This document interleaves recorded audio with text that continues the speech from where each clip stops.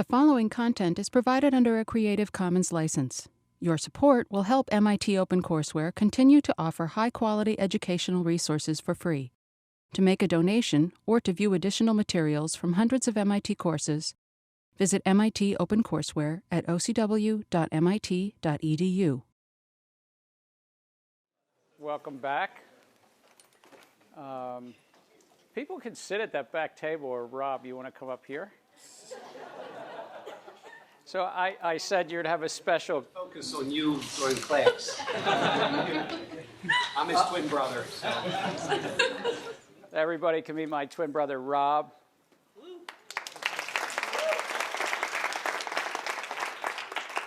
Rob's not your guest speaker, he's my guest, but he will speak a little later when we talk about Nouriel Roubini and Roubini's thoughts on blockchain economics. Rob worked at T. Rowe Price for 25 years, 24 years? 20 years. Before that on Wall Street and Solomon Brothers mostly. So he's from Solomon Brothers Wall Street. He started his own hedge fund, and that didn't work out, so he closed that hedge fund. He went to work for T. Rowe Price for 20 years, and he ran a global equity fund, but before that he was doing telecom and investment. But I will ask Rob, as an asset manager who ran $20 billion of money at one point in time and was successful at it, his thoughts about this cryptocurrency, crypto phase.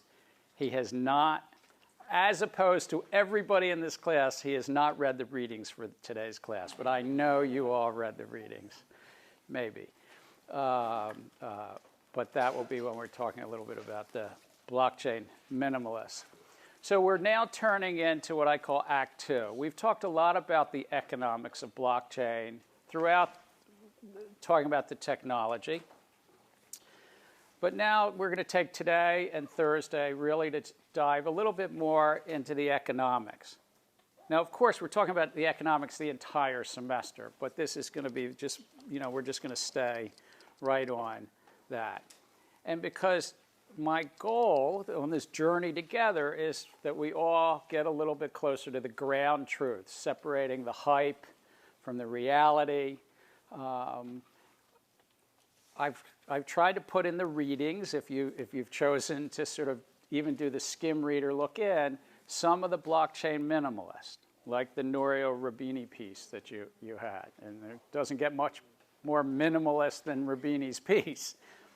But I think it's relevant to know where Paul Krugman or Nouriel Roubini or Joe Stiglitz or others are on this technology. I don't happen to agree with them. But I'm not all the way over on the other side. I'm not with the Tim Drapers. And yesterday I had the honor to appear at a conference in New York City where Fidelity was rolling out their new blockchain digital asset business. And so I was the setup speaker, I guess. But one of the other speakers there was Mike Novogratz, who started a company called Galaxy. I would put Mike and some others closer to the maximalist, or he cautioned me he's not a 10 on the 10 scale, he's probably an 8. So, but I've tried to put into this readings and this course so that you can leave this course with critical reasoning skills. Really, what are the economics? So let's go on that journey together today. And also, I say, think about some of what we're talking about today in light of your final projects, because you're going to be looking for some pain point in finance, or if with a little special discussion with me outside of finance, and saying, what's a use case that all this crazy blockchain stuff can come together and actually work on it. So the overview, of course, as always, I'll talk a little bit about what our readings. I'll see if we'll do a little Socratic method. So we're going to talk about blockchain economics, a little bit about blockchain versus the internet. That was Joey Ito's article that kind of set that up, and Joey wrote that several years ago. He might write it a little differently now, but I still think it's really relevant to get behind. How do we think of blockchain versus the internet? I call him the minimalist, whether it's Roubini or Krugman or Stiglitz, or Gensler. You're going to hear from one back in that Gensler, who came 3 minutes after this Gensler. Well, he might have come before me, actually, because, Rob, you lived in Botswana, and didn't they believe that the second delivered was the first conceived. But we're identical, so maybe it didn't have that way. And some costs, and I'm sorry, I mean, oh yes, we have to do the twins thing, How many twins in this class?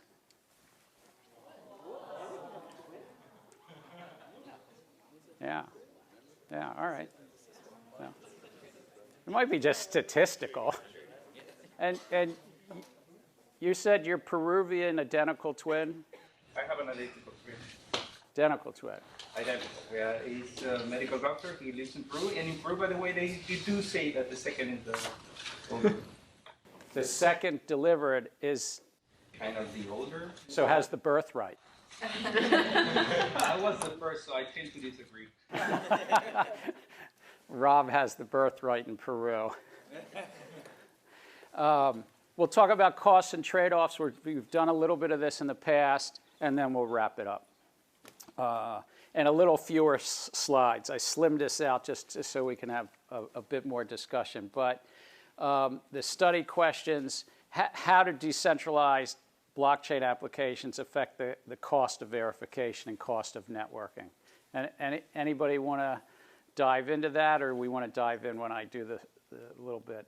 I'll give my read about how blockchain changes verification and networking. Those are the two things. That was in the Christian Catalini paper. I know you didn't love it that I signed a 30-some page paper, but Christian's at the forefront of this. He's in the Sloan faculty. He's not here. He's sort of on a sabbatical semester. But Christian's paper, he's at the forefront of the economics around blockchain. You can't take a good blockchain course without reading Catalini's paper. And it's not just because he's a Sloanie. I think he's kind of got that. And then the comparison to the internet. So it's sort of those two big items. And I know somebody said there were too many readings. There was only 5 that were required. Of course, Rubini's was just low-hanging fruit because he gave it last Thursday. And it was, how many people read the Rubini piece? It wasn't required, but so about a third or a half. Do you agree it was kind of a slapdown? What do you think, Aline? It was hilarious. I loved it. You loved it? I couldn't really finish it, but it was hilarious. How many of you that read the Rubini piece found that you agreed with most of what he said? Okay, so 2, 3, 4, 5. Oh, Aline, 6. Lauren. Wow. I don't know. Every time I read one, I'm like, yeah, they totally know what they're talking about. I'm on board. And I feel the same way with all the minimalists now. So you're identifying with the minimalists now? Okay. On Thursday, you're going to read things like an open letter to Jamie Dimon that kind of goes, it's not a maximalist, but it kind of goes the other way. And then the optional bits. So let's start a little bit with blockchain economics. And the first thing, verification. So what are the costs? Anybody who actually dove into the longer Catalini piece, the cost of verification. And these are things that I'm not just presenting because somebody wrote about it. I think Christian's right about this. I think that the blockchain doesn't always, but can really lower the cost of verification. Bo, do you have a? He talked about efficiently verifying and auditing the transactions that happen, and the cost of that is lowered.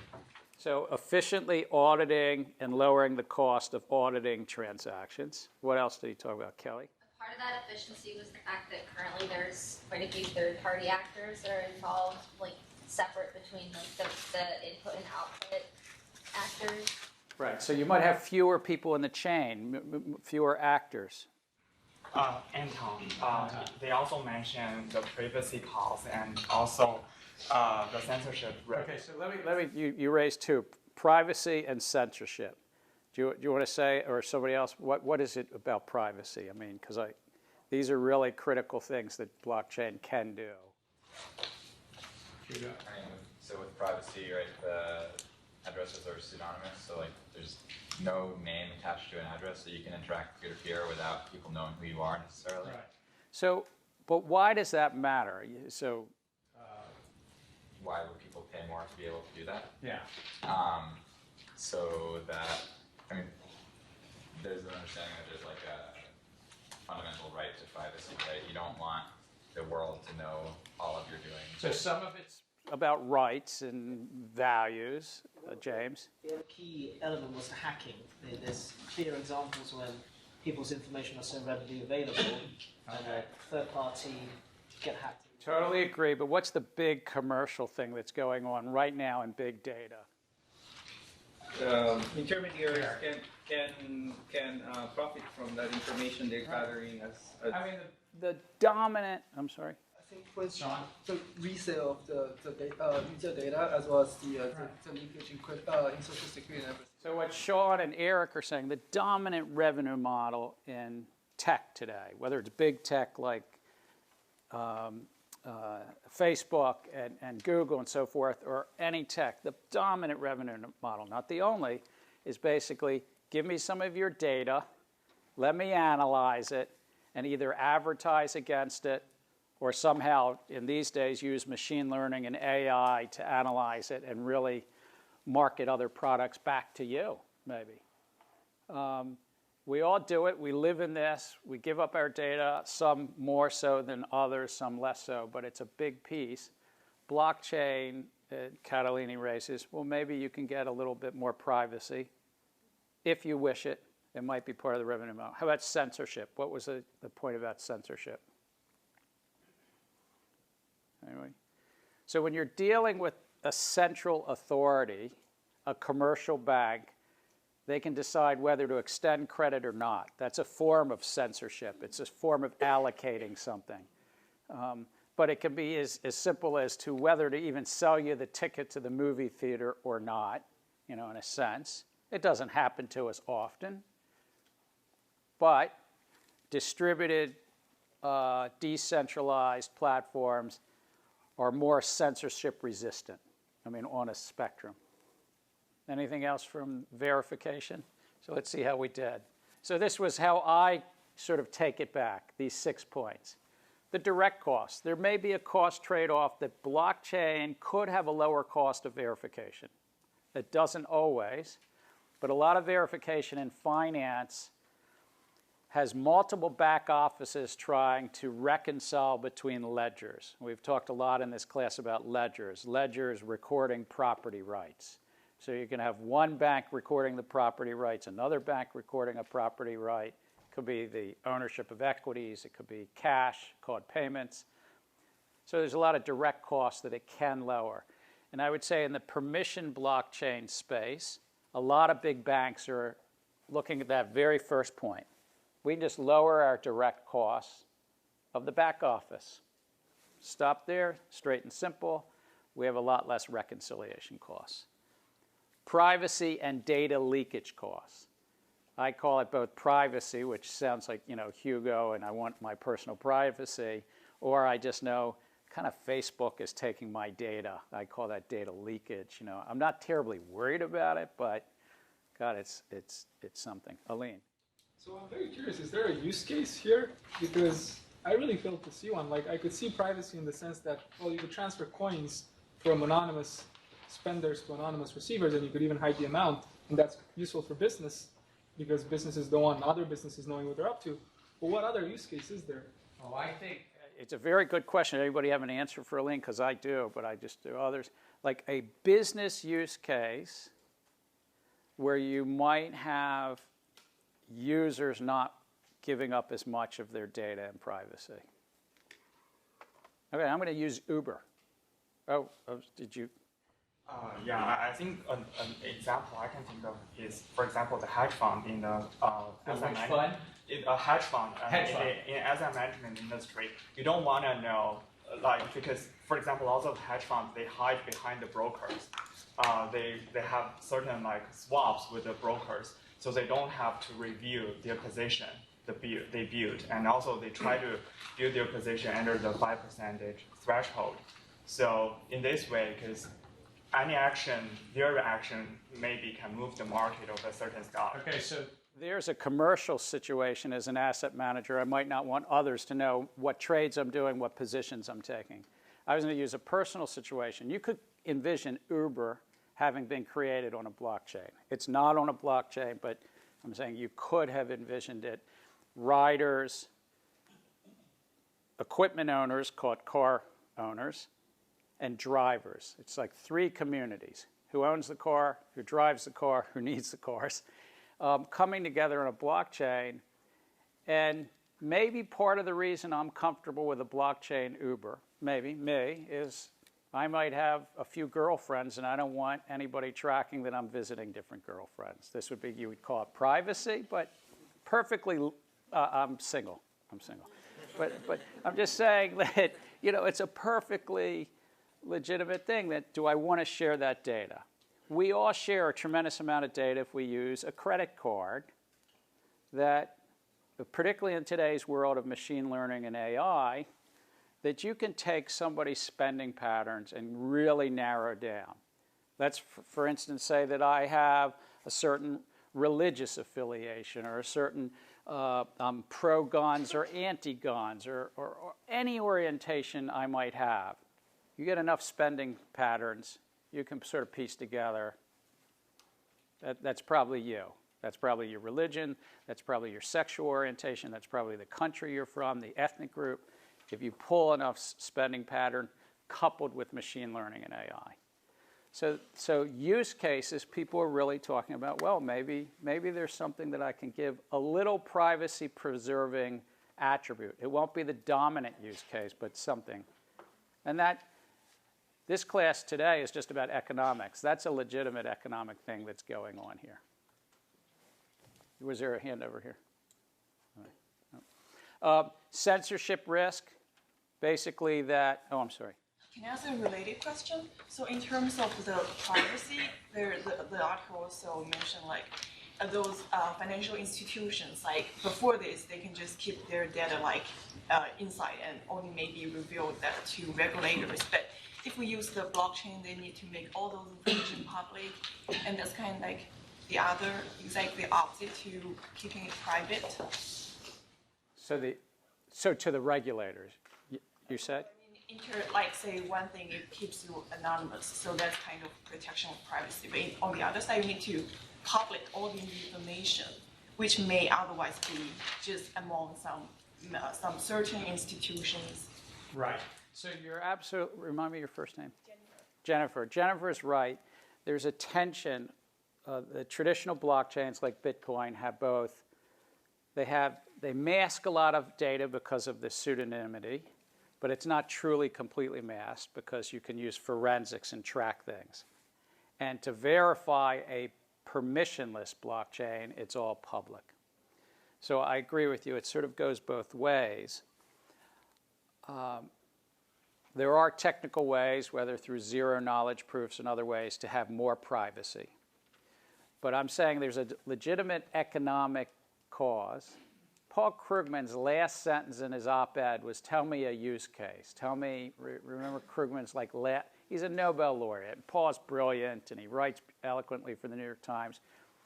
But there are, and Jennifer, you're right, it's not perfect yet, but there are privacy attributes that you can give to a system. I do want to clarify, I only have one girlfriend. She lives in New York. Just want to make sure. There was a hypothetical about Uber. Realized we're on film. The others all think it's me. There you go. There you go. Thank you, Rob. There was a story. No. Okay. Settlement. We've talked about this. I think if you don't have some economics around settlement, that you don't need some immutable record of the movement of a right, particularly a property right, you might just as well just stay with a traditional database. I'm not sure I'm entirely right about that. There might be some permissioned blockchain worthwhile, but I'm kind of of the view if you're not moving something that matters, and settlement means something that's final. We talked briefly 6 or 8 lectures ago about that old lawsuit in Scotland, the Crawford case. that if James steals $1 from me, but then hands the dollar to Andrew, I can't get it back from Andrew. I have no legal rights to get my dollar from Andrew. I might have legal rights about James, but it's final. There's final settlement. It's Andrew's dollar. So there's some things that you just want finality. One thing I would talk about is a lot of merchants in the U.S. don't like paying 2.5% to 3% of all their sales to the payment system, Visa, First Data, and so forth. A lot of that goes to the banks, not to Visa and First Data, and a lot of that is also for what's called chargebacks. So I was the chief financial officer of the Hillary campaign. Now, it was really lousy that we lost for a lot of reasons beyond this discussion about blockchain. But I continued to be the CFO for the next 6 months because we had to wind down a campaign, and we had to deal with what I called the computer and refrigerator graveyard. You know, the hundreds of people we had working at headquarters left the equipment, and they left. But the other thing I had to deal with for 60 days was chargebacks. You know that donors could go to Visa and say, no, I didn't really buy that donation. You know, whether it was $50, you know, low dollar, or $2,700. And, you know, so I have a personal, you know, sense of this whole chargeback thing.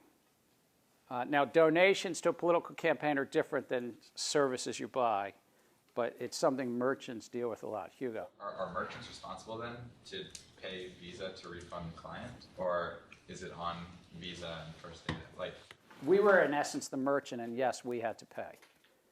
The campaign, and as this happens in every losing campaign, it didn't have anything to do with it. You've already spent the money. That's a problem. That's a real problem.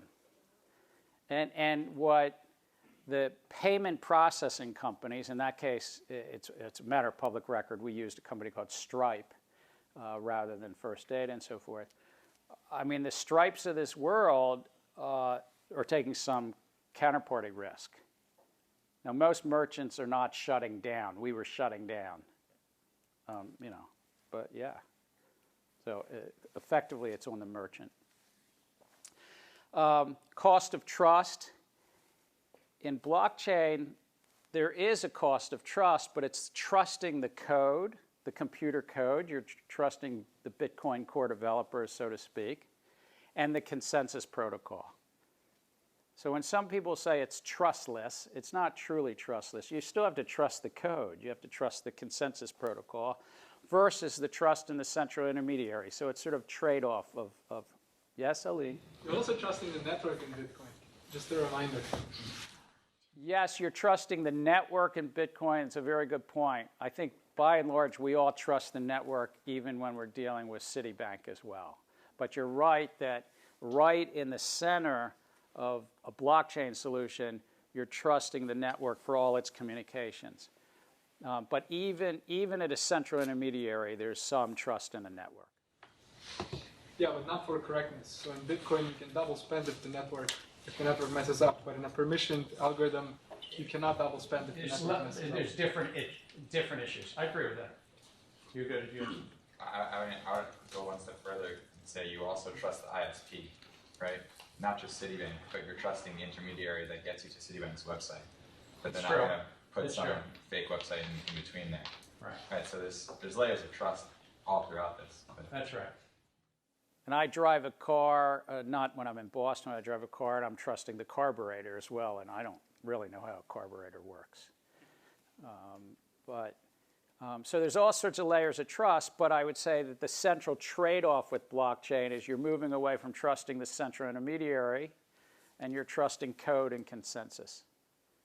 And then economic rents, and we've talked about this. I mean, it is not the reason why payment systems cost 0.5% to 1% of GDP around the globe, but some of that is economic rents. And the financial sector in the U.S. is $1.5 trillion or 7.5% of our economy. There's a fair degree of economic rents in there. So these are kind of the 6 or 7 things, not only that I think is worthwhile to discern out of Christian Canalini's paper, but it's also to Paul Krugman. There are legitimate things that you would say, well, we can maybe lower the cost of verification. The second big piece in Catalini, he talked about networks. Now, these are my words, not his, but it's basically the value networking, moving property rights. But again, because I'm thinking blockchain is about property rights. I mean, we can talk differently, but moving some property right or computer code that's going to trigger a smart contract that's going to be installed and move some property rights around.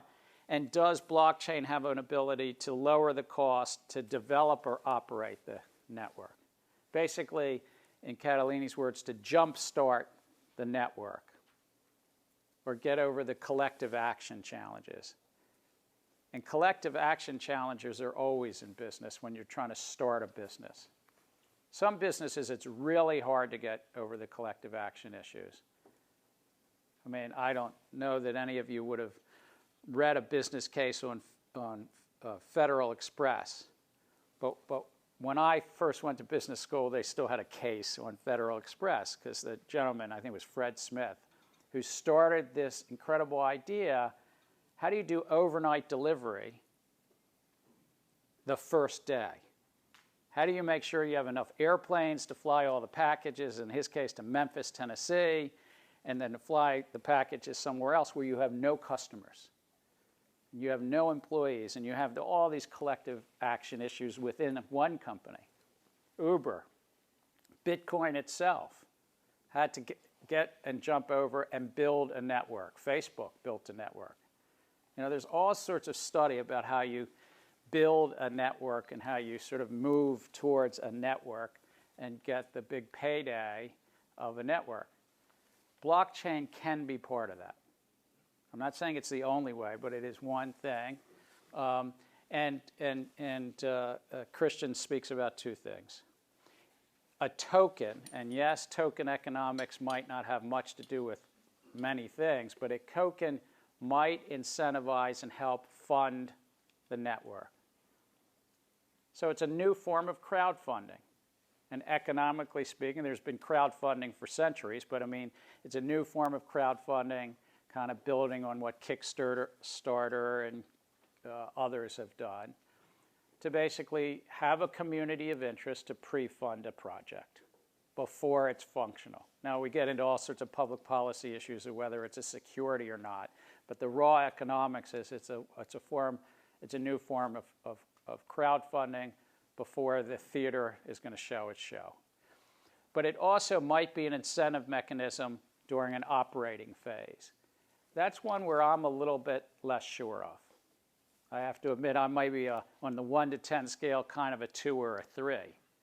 And I don't want my bias to infect you all, though, because there's some people that think there really are lots of token economics to help operate. I think the first one, it's a great way to crowdfund. I think that's already been shown. I think that's kind of been proven. I'm less sure about the second one. Do we need tokens and token economics to run a platform? But let us not forget there are many gaming sites that effectively have tokens. They might be called hammers and swords. How many of you are gamers? You don't want to admit it, maybe? Got 6 or 7? So what do you have to pay a lot for? Is it shields, swords, or hammers these days? Actually, I'm going to work for Activision Blizzard, but you have to. One of the big ones is skins. It's skins. Like Who figures? All right.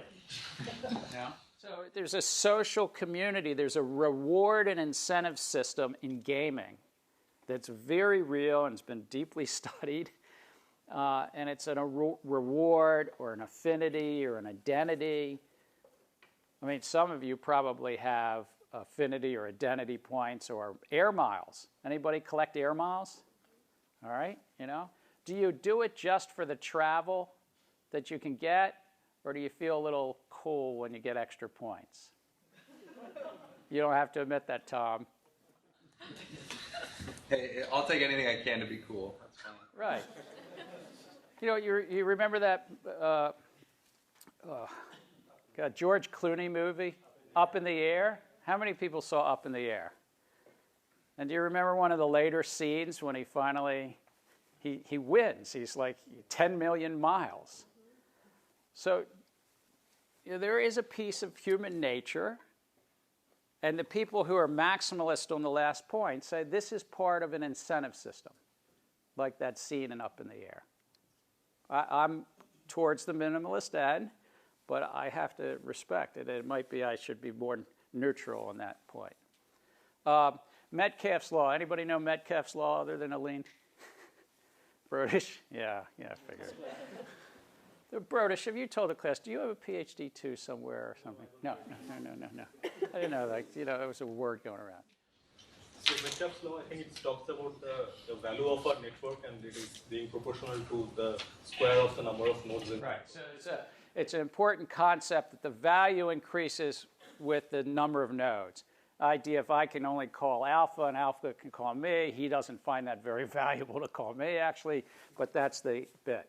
But if Alpha can now call 5 people, he doesn't view that as just 5 times more valuable, but maybe it's 5 squared, the number of nodes. Now, further studies have sort of said that doesn't really work once you get probably past 100 or 150 nodes. Alpha doesn't really care. Once he can call his first 150 people, is it really going to keep going up? So there's a modified Metcalfe's law that talks about n times log n. But whatever the actual value is, the concept is that it's nonlinear. And that is part of the reason why Apple and Google and Amazon trade where they trade. Why are they worth $500 billion to $1 trillion? Rob will tell us why, in the marketplace. But part of it is this Metcalfe's law, that it's nonlinear with 2 billion, quote, users of Facebook. And so part of token economics are around Metcalfe's law, and you'll hear people sort of say this, so I thought I'd make sure you have it.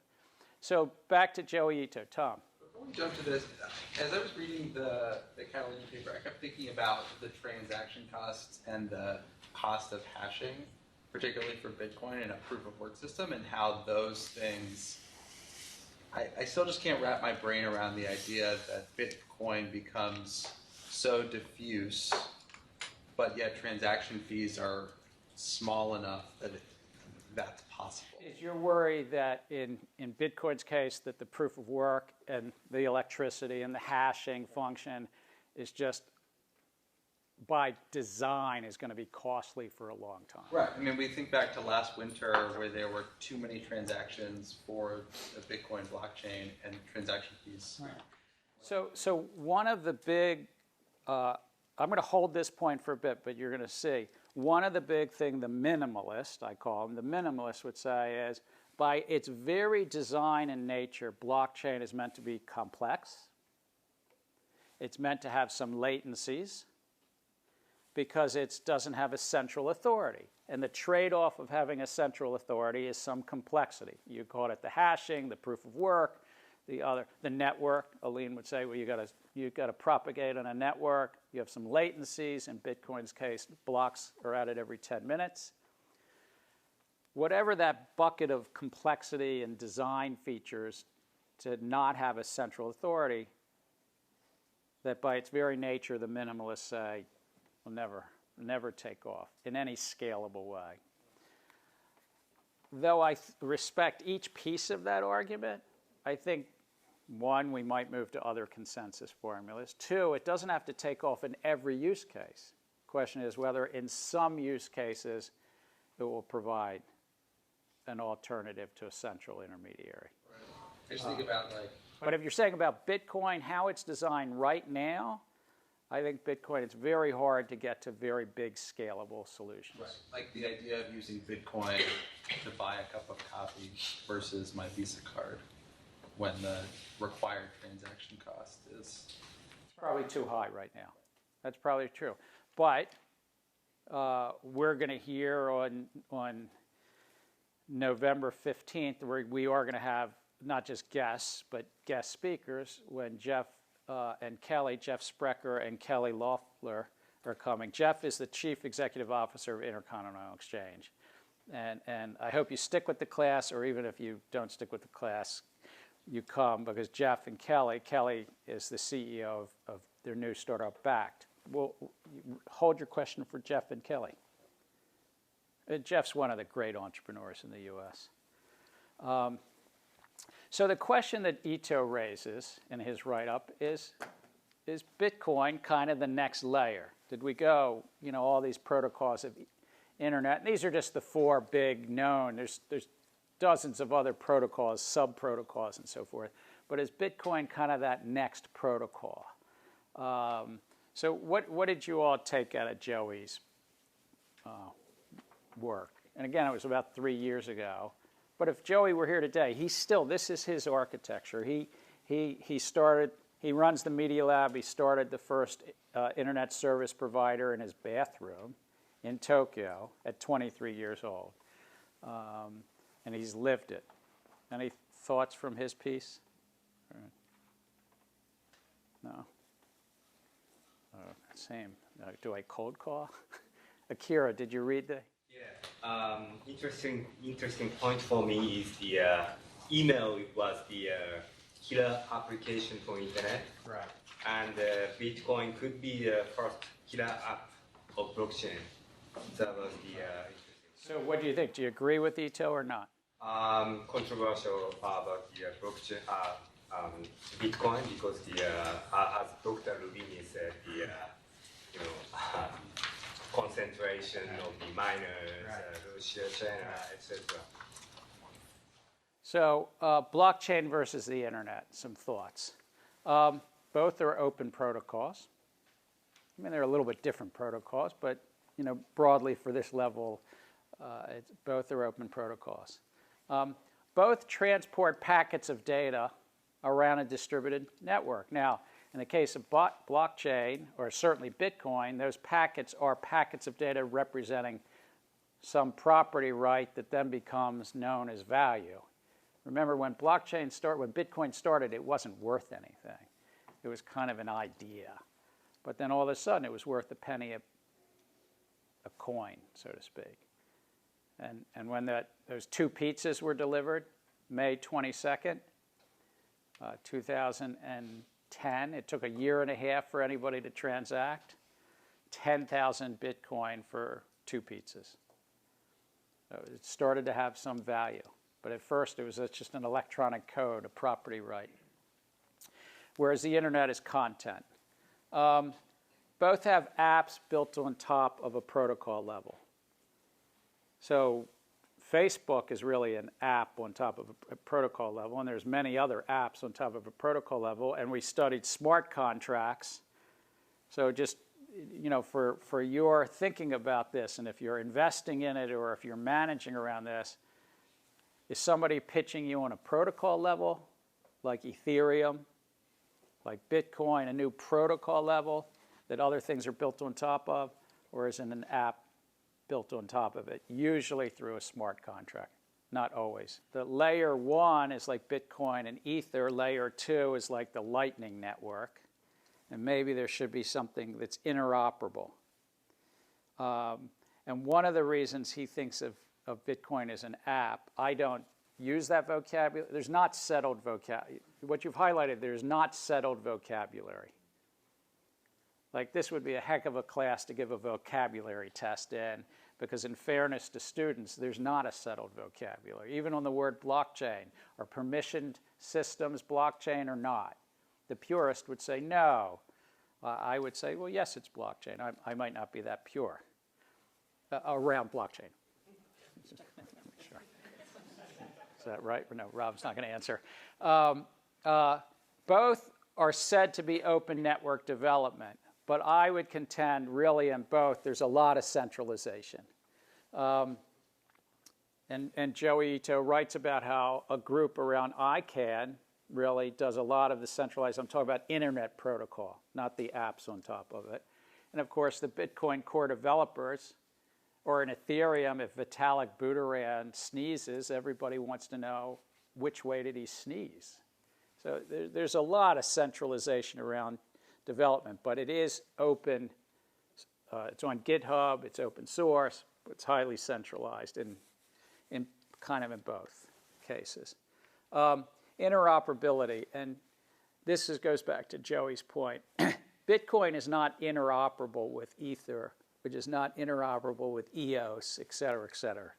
They all are kind of in their own space. They're not that ultimate base layer. And so I think of it, I might have the wrong word, is almost like the era when there was a private intranet and it's not truly the internet, Bitcoin. It's not communicating. That word intranet meant between networks. Aline will correct my words here. What does it mean for Bitcoin to be interoperable with Ethereum? So for all intents and purposes, right now you could do these atomic cross-chain swaps where you could swap some Ethereum into Bitcoin. So that's pretty amazing in itself. What more do you want? So Aline is saying, whoa, wait a minute. Slow down.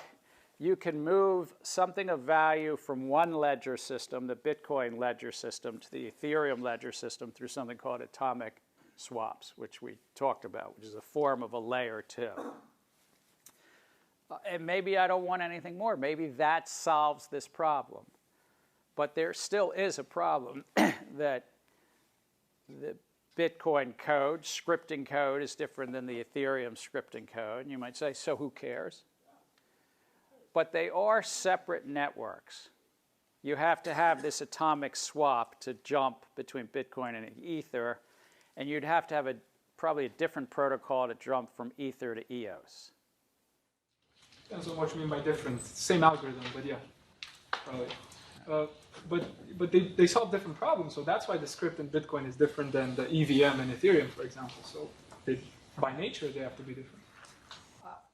I've said this to this class before. I think a lot of the interoperability challenges we'll get past them, but we're really at a different stage. The internet pre-1990s, before the World Wide Web in 91 or 92, and it was still like more private networks, this feels like we're still kind of closer to that stage of the internet.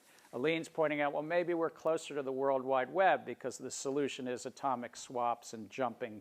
Sorry, I'm going to take your side. I'm going to jump in. Rob, speak up because I can't hear you from back Sorry there. if you can't hear me, but they're like euros and dollars and yen. You still have to worry about the currency exchange rate, no matter what you techies over here, can say, oh, but I can do this in my sleep. Yeah, but what's it worth to me? Because this price is going up and that price is going down. And the minute you get currency exchange and value questions in there, it's not seamless. Okay, it's just not seamless. It might be seamless technologically, but that was the whole point of starting Ethereum, starting Bitcoin, is that you're going to have two different currencies. So make up your mind. Like, So what Rob is raising, this is a debate. There's not one right or wrong. What Rob is raising is there's friction. right, if there's a stored value, what is my value relative to this other currency, this other coin? Well, just to clarify, I don't understand what people mean when they say interoperability. Like, I really don't know what they mean. I hear this a lot, and I don't know what they want. That's what I'm trying to say. Okay, what I mean. And I should understand what they mean because I'm the technical person, right? So right. But you haven't gotten your PhD yet, right? You know? All right. The money side to interoperability, that's what I'm bringing up. Interoperability technically might be fine, but the money side is is one worth 2 or is one worth 3? And So what I mean by interoperability is that you, with the lowest amount of friction, one might even say seamlessly, move across various ledgers in this space. I mean, interoperable can mean things differently elsewhere. But so it's like if I'm a financial firm and I set up a blockchain system, can it speak to and move information and data and value with my legacy databases to the blockchain? That's not going to be zero friction. There's going to be some friction moving stuff from the legacy systems to this system. And if it's blockchain to blockchain, again, what I think of is can you, with the lowest amount of friction, costs, whether the costs are what Rob's talking about, like the currency risk cost, or just how you hook up the API or atomic swaps, with the lowest amount of friction. And so from a user interface, is it seamless? If I'm an institutional user, can I hop, skip, and a jump across these systems? Let me move on, but that would be my lay definition. The incentives. In blockchain, and particularly Bitcoin, you have miners, but there are incentives even in the internet that you have registries and registrars that Joey talks about, but other incentives. You have somebody's got to be motivated to keep this thing alive and program as well. And then I would lastly talk about the government. The internet kind of came out of the government. U.S. Department of Defense and something called DARPA in the late 60s, 70s.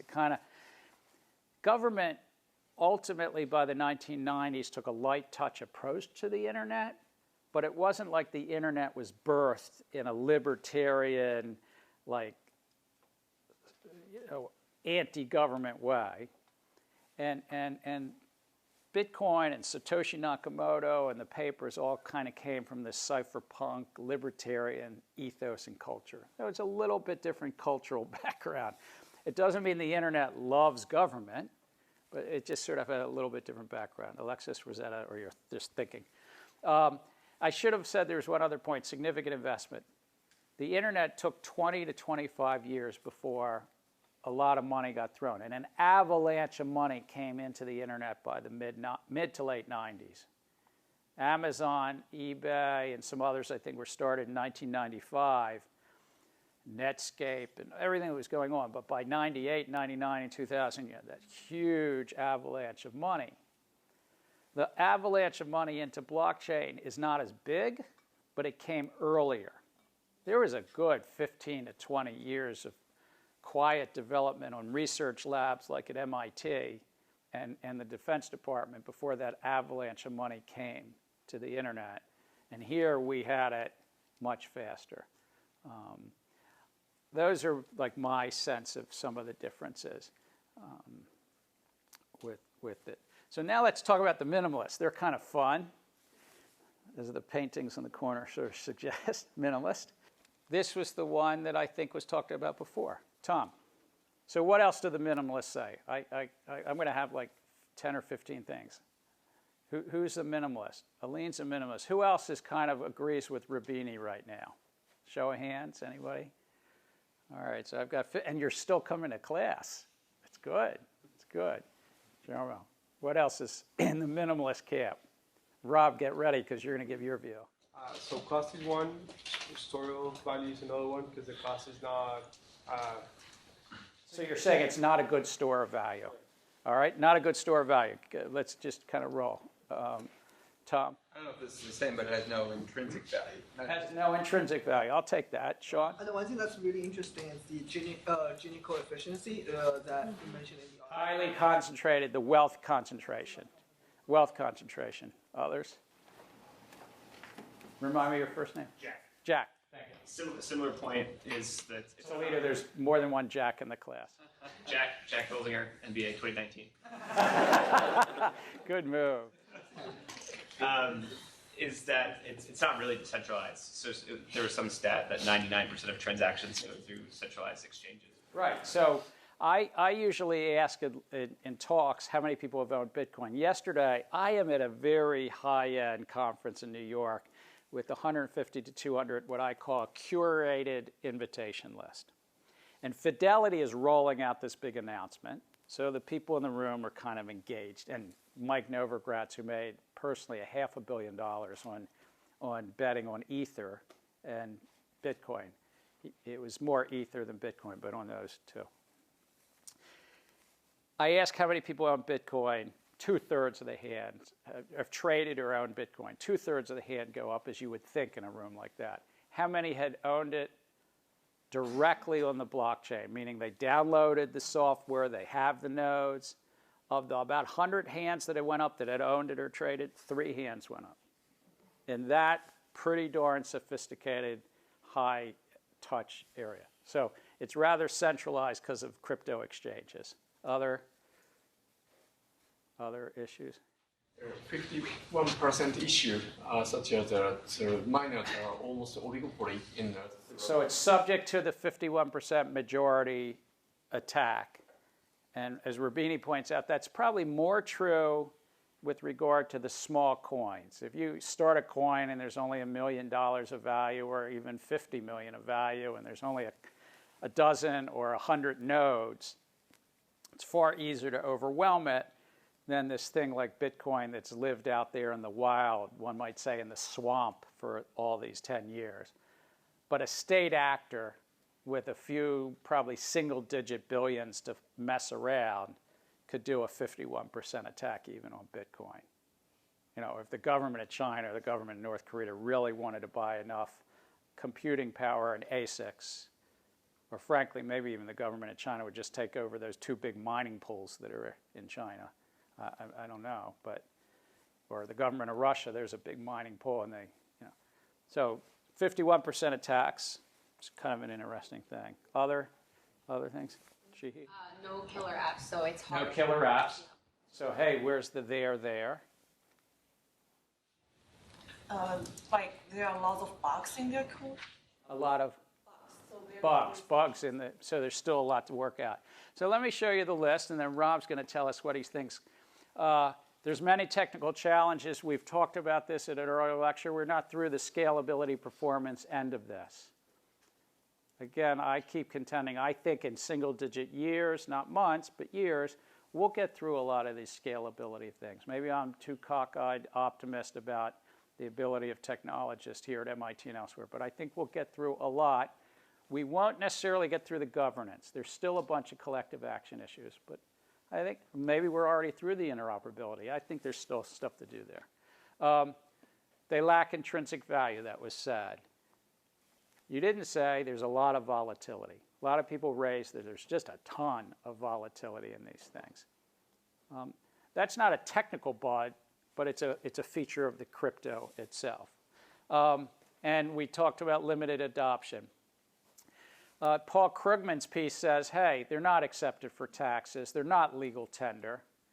Fiat currencies have an advantage because over the last 300 or 400 years, nearly every society around the globe has said, let's accept them for taxes and legal tender. Good point to Paul Krugman. He's right. Can't get around that. Having multiple currencies counter an economic history and logic. This is Rubini's point. But like, do we really need 20, 50, 100, 1,000 separate currencies? Maybe not. But on the other side, why is it, what did you call it, skins? Yeah, why is it that some people will value skins in the middle of a gaming site? Or affinity points? So I wouldn't necessarily discard it completely. That's like, I think that's too simplistic to completely discard it. And then token monetary policy. We've talked about it. Bitcoin, you can have the maximum of 21 million coins by the year 2140. It's put in the code. Do we want it to be the base currency? It's not technically the monetary policy. It's the base monetary policy. Only in code, or do we want humans? The minimalist would also tell you that blockchains tend towards centralization. Whether it's crypto exchanges, whether it's development, the mining pools themselves, the holders, and even alternative consensus protocols. So right now you're thinking you're going to go to the door and get out of this blockchain class. But it's important to kind of know these things to think, all right, now where can it have a place? Nobody raised the private key thing. You lose your private key, you're done. In most ledger systems, we have backdoor ways to correct that. If I lose my password, if a bank somehow gets hacked, there's a way to backdoor and protect against the loss. This is the other side of finality. If we truly want final settlement, this is the other side. Buteran's trilemma, I'm not going to review that again, we talked about. And then people doubt the claims of token economics. I'm probably a little bit in that camp. Oh, no killer app. The scams and frauds. All right. Rob, what do you think? Rob read a $20 billion funds, and he's not read a single thing on the syllabus. No, I haven't even read a single thing on blockchain. In the 90s, I was a tech... Oh, we're twins. Yeah. In the 90s, I was a tech and telecom investor, and it's relevant to inform my biases because I saw, you know, Google wasn't the first search engine that came public and came through our offices. It wasn't even the top 5. It was the 6th or 7th, if I recall, search engine that came through. And the first 5 didn't have a monetization case, and Google wound up figuring out the puzzle. I'm just saying. And I saw all the things in the 90s and the tech wreck and the tech crash and all.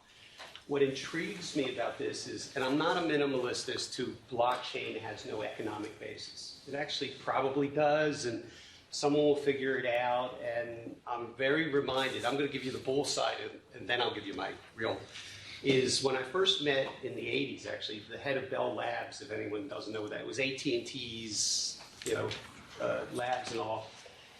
He said, and I asked him all his years in research, what was the biggest lesson I could take away and learn in my tech investing? He says, when big change happens, okay, it always takes longer than you think to happen. Always, much longer. He says, but when it does, it happens much faster than you could ever imagine, when it finally does, okay? And where that compares to all of technology evolution, even this, and this is what worries me, maybe I'm wrong in my, because I'm bearish actually, but maybe I'm wrong, so I'm going to give why I could be wrong. Maybe we're in that first stage where all the hype is happening, because usually you have excitement, hype, disappointment, and then years later, the use case, the broad use case actually happens. Because right now, I really feel strongly we're in that first excitement, hype. I don't know whether the broad use case will ever happen. It might. But what worries me about Bitcoin in particular, I'm not just a markets guy, okay? That's all I am. I don't think much. I'm a practical guy, not a research guy. And in markets, it's like, okay, Bitcoin comes along, and it's going up because the taxi driver's talking about it, and everybody's in it. Why do they own Bitcoin? They own it because of the greater fool theory. I'm going to find someone to pay me a higher price, okay? And I'm going to miss out if I don't own it, and I got to be involved in it and all the rest of it. And then you see how many other coins are there. If you put coinmarketcap.com, or it's just like, oh my God, supply. You know, the last thing you want is interoperability.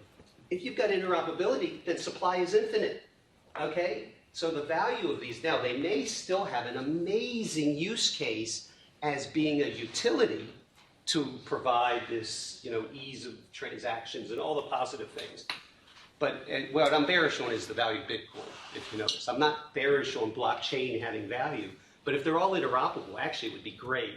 Or if the medical system all figured out a way to keep medical records in some better way that use blockchain, wow, wouldn't that be great? But would we be using Bitcoin as a very high value thing?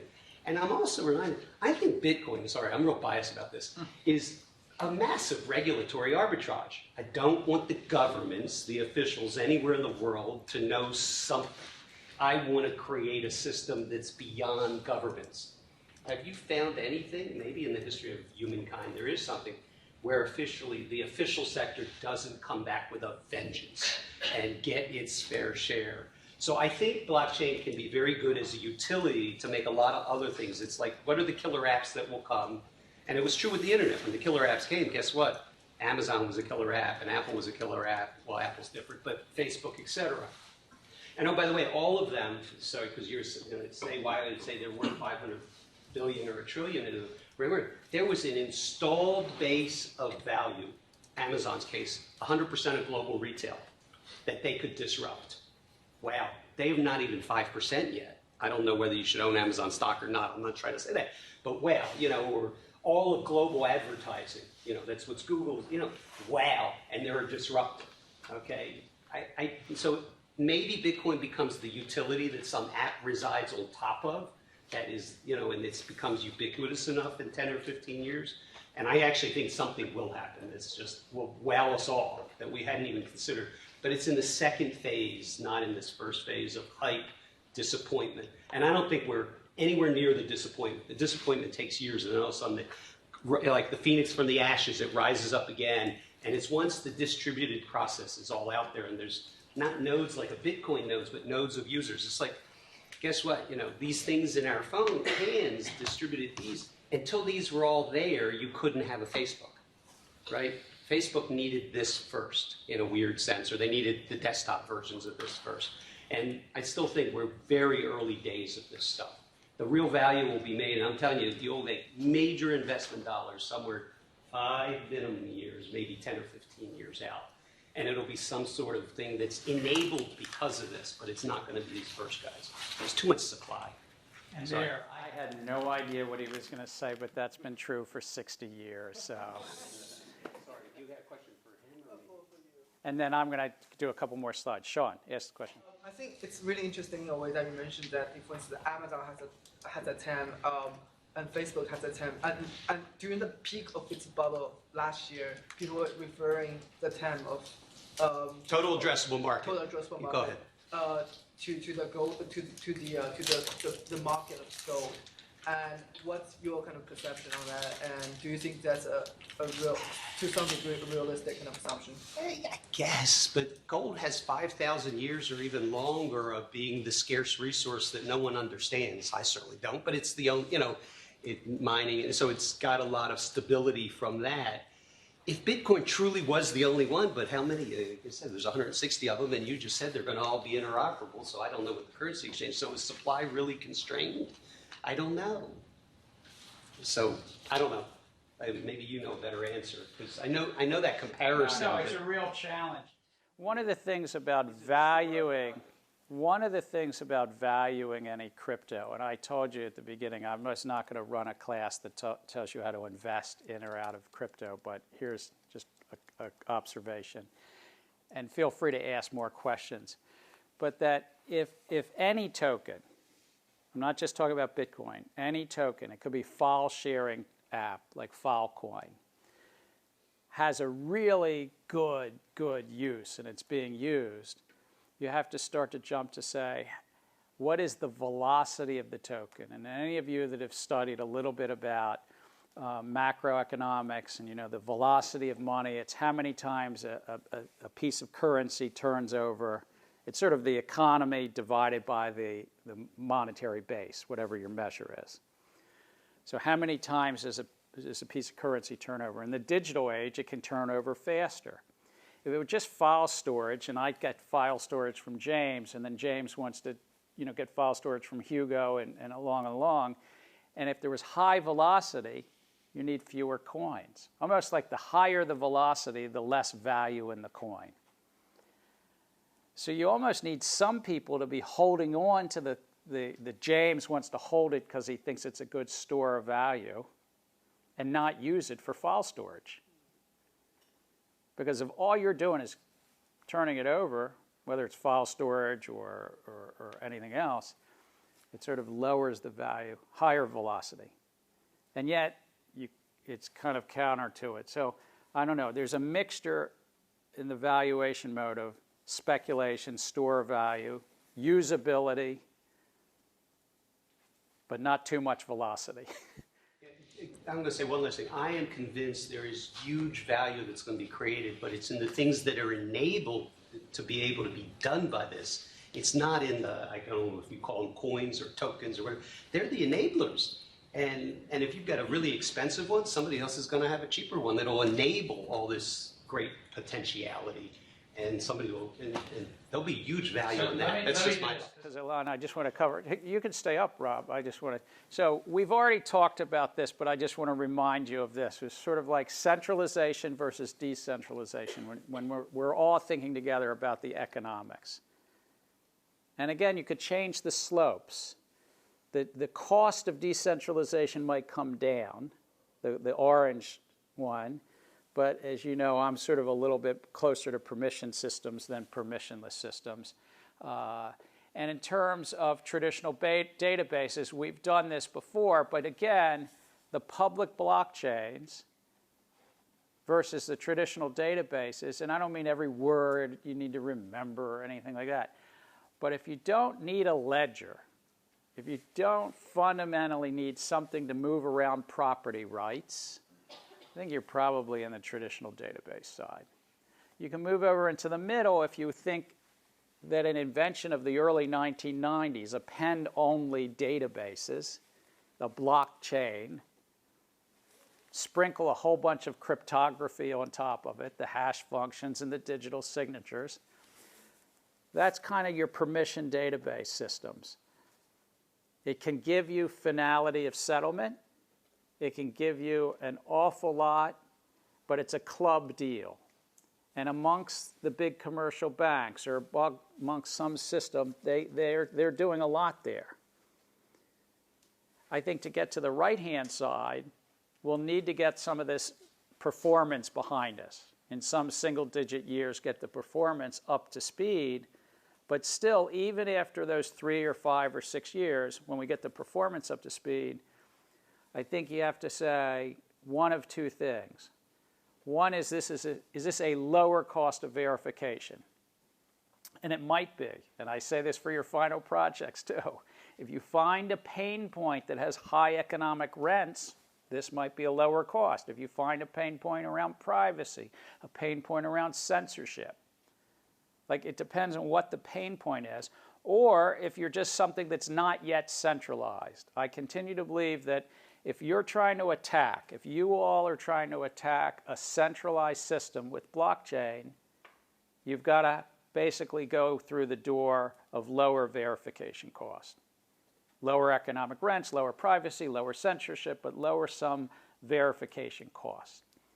If it's currently a decentralized thing, there's no centralized intermediary, it might be that token economics are a way to jumpstart the consensus and the collective action. But I remind you, even in medical records, where there's no centralized thing, you still have to think, how is this going to jumpstart and get over this darn collective action problem that has existed for decades? Or loan syndication is another example. Collective action, it might, and by the way, Goldman Sachs and Morgan Stanley and JP Morgan and Banque Nationale Paris and BNP and others, they trust each other only to an extent. So even the middle category, these club deals are a little odd too. So I'm just repeating. This is going to be something you've seen. So can you lower verification costs? That's my core thing. Can you lower verification costs, whether it's direct cost, privacy, censorship, settlement and finality risks, and the cost of trust or economic rents? If you can, this might be an alternative to the centralized databases. Or does it jumpstart through some reward affinity, and I love this, skids, is it somehow help you jumpstart something? I'm sorry. Yeah, I was just thinking about what are your thoughts collectively on... Collectively? No, yeah, both.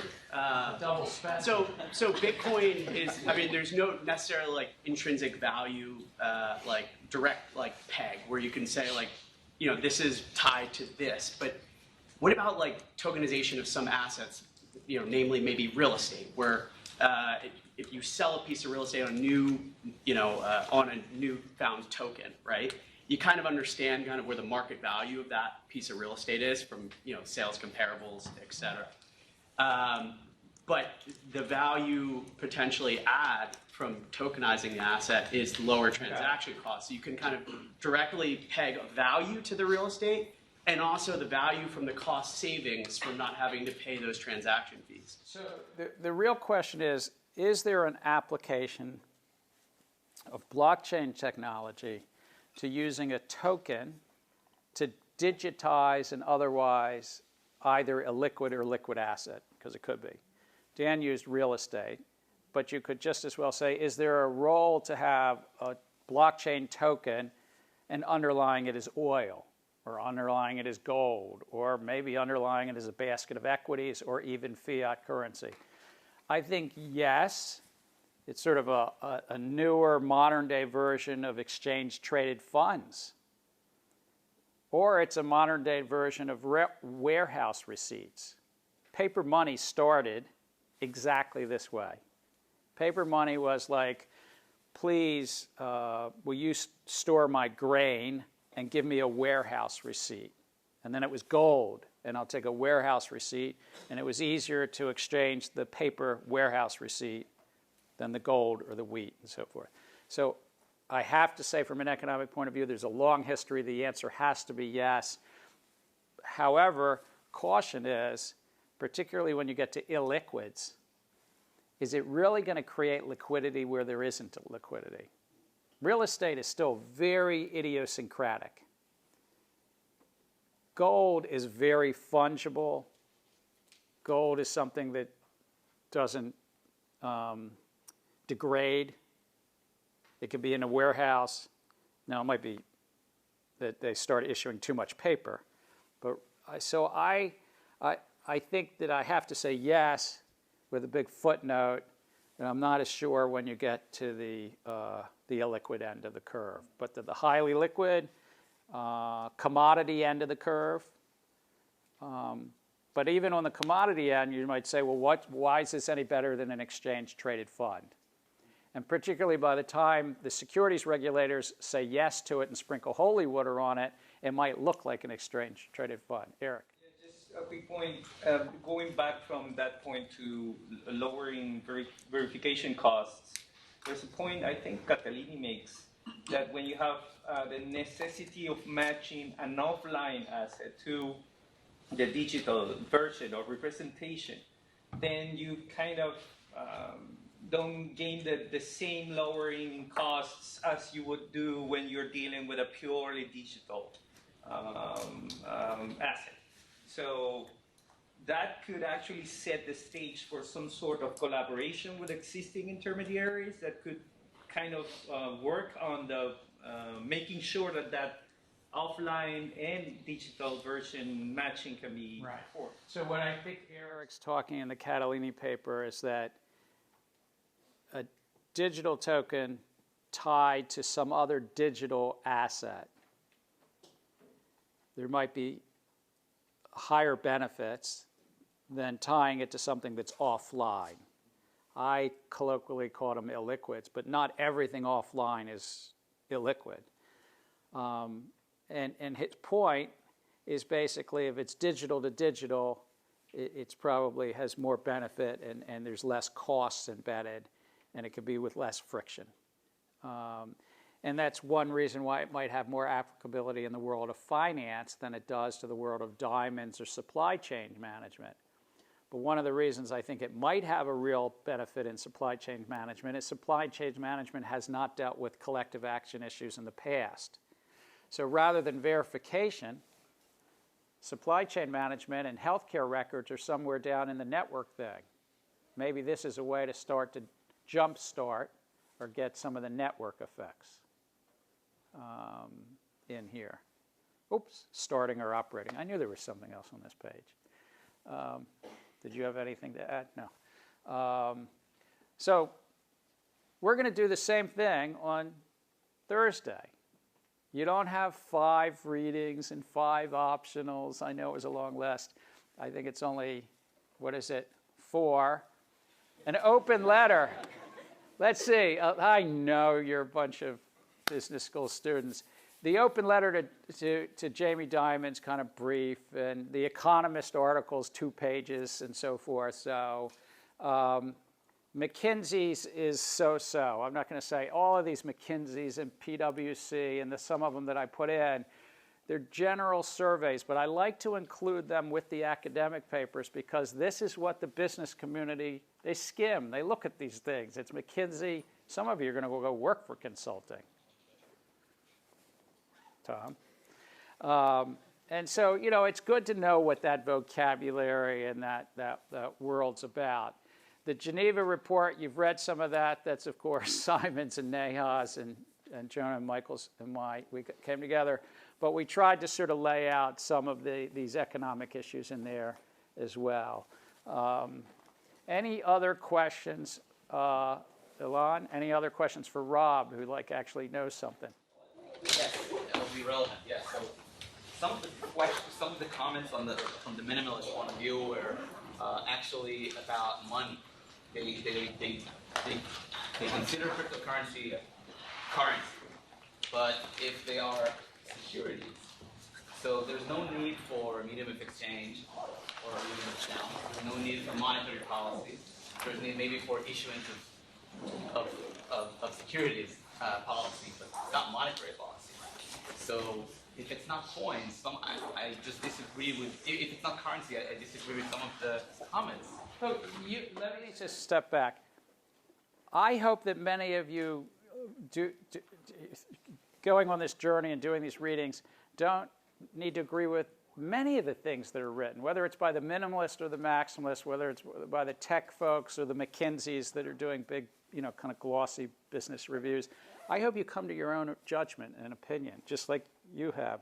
I will react to what you're saying. I think that whether it's a currency or a security is relevant for the regulatory situation. It might be relevant to the business cases, but I'm not with you on that. I'm probably not with you. I don't really care if you call it a currency or call it a crypto asset.